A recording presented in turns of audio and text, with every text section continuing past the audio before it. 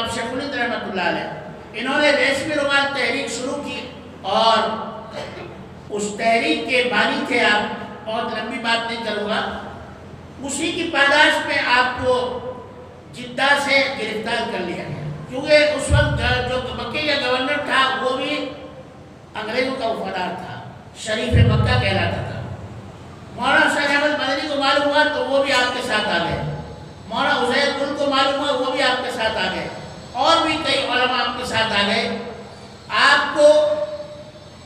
سعودی عرب سے مالٹا کی جیل لے جایا گیا، لیبیا کا کہاں علاقہ ہے وہاں لے جایا گیا، اور 3.5 سال تک آپ کو وہاں رکھا گیا اور کہا کہ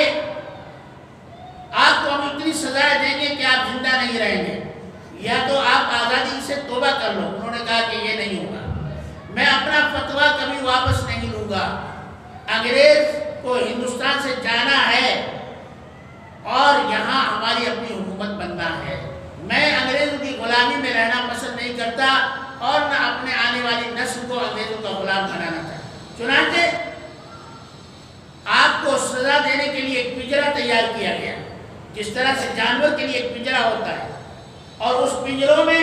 اس پنجرے میں جو ہے چاروں طرف میخیں لگائی گئی، اور اس میں اتنی جگہ تھی کہ صرف آپ کھڑا ہو سکتے تھے، کھڑے ہو کر آپ وہاں اس میں بیٹھ نہیں سکتے تھے، جھک نہیں سکتے تھے، اور اگر ادھر ادھر ہلتے،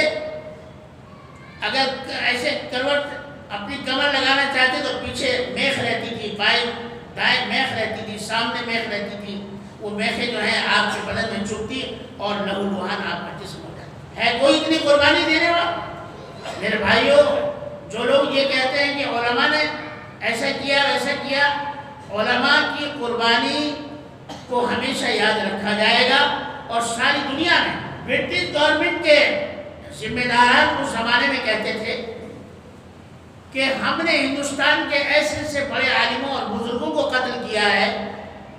کہ ہم نے ایسے بزرگ، ایسے عالم، ایسے اللہ والے کبھی زندگی میں نہیں دیکھے، اور حقیقت میں وہ اللہ والے تھے۔ انہوں نے جو ہے اپنے ملک کے لیے قربانی دی، اور ہم نے ان کو بے دریغ قتل کیا، اور وہ قتل ہوتے رہے یہاں تک کہ انہوں نے آزادی حاصل